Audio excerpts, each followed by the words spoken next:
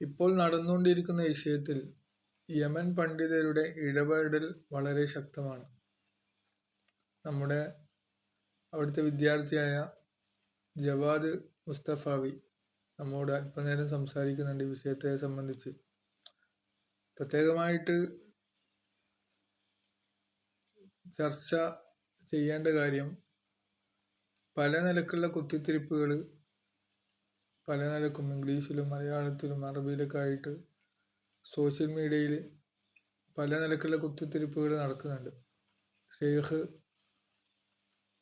Umar bin ഹഫീൽ, യമനിലെ വലിയ പണ്ഡിത ശ്രേഷ്ഠരിൽപ്പെട്ട ഉമർ ബിൻ ഹഫീൽ അടക്കമുള്ള പണ്ഡിതന്മാർ അതിൽ വളരെയധികം ഇടപെടൽ നടത്തുന്നുണ്ട്.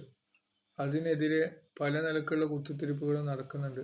അതിനെ വിശദീകരിക്കുകയാണ് നമ്മുടെ ജവാദ് മുസ്തഫാവി. നമുക്ക് അദ്ദേഹത്തിൻ്റെ വാക്കുകളിലേക്ക് കിടക്കാം.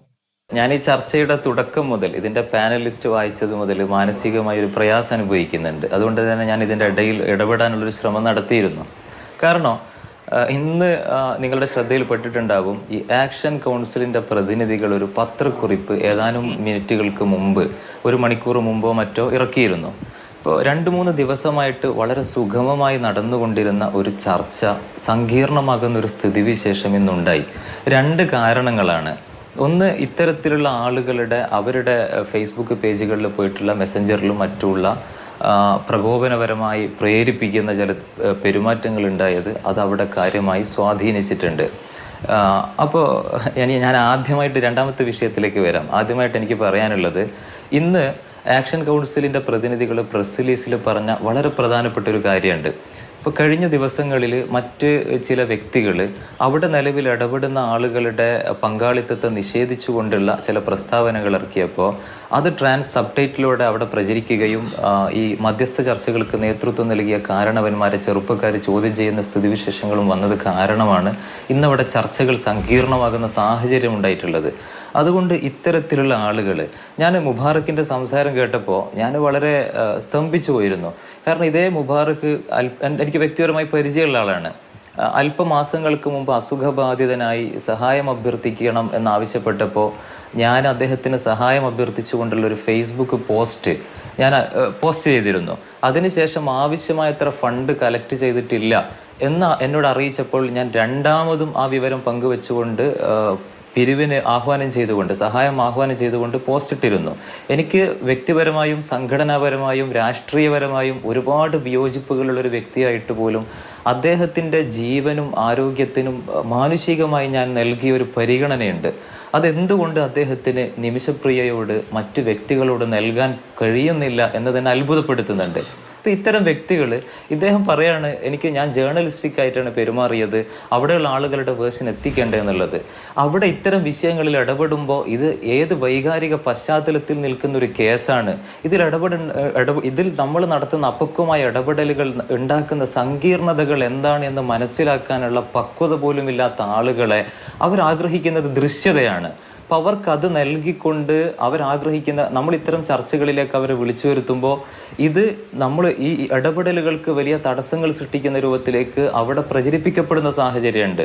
രണ്ടാമത് ഇവർ ആഗ്രഹിക്കുന്നത് ഇത്തരം ദൃശ്യതയാണ്. ഇത് ഇനിയും വരുന്ന ഇത്തരം കേസുകളിൽ ഇത്തരം അപക്വമായ ഇടപെടലുകൾ നടത്തി എങ്ങനെയെങ്കിലും 4 ആളുകളുടെ മുമ്പിൽ മുഖം പ്രദർശിപ്പിക്കാം എന്ന ഇവരുടെ ത്വരയെ നമ്മൾ പ്രീതിപ്പെടുത്തി തുടങ്ങിയാൽ അതൊരു ശീലമായി മാറും.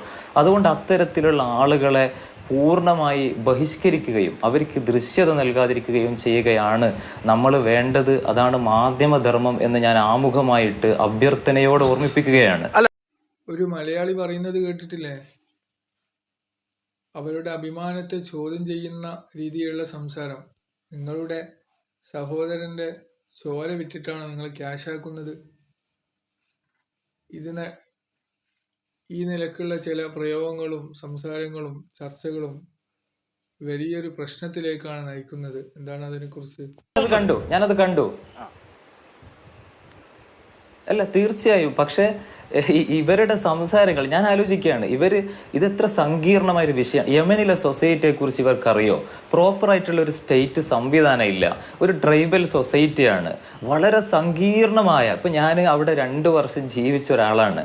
അവിടെ ചെറിയൊരു വിഷയം ഉണ്ടായാൽ തന്നെ ഇപ്പം ഞാൻ പഠിക്കുന്ന യൂണിവേഴ്സിറ്റിയുടെ 2nd ഫ്ലോറിൽ നിന്ന് ഞാൻ കണ്ടൊരു കാഴ്ചയുണ്ട്.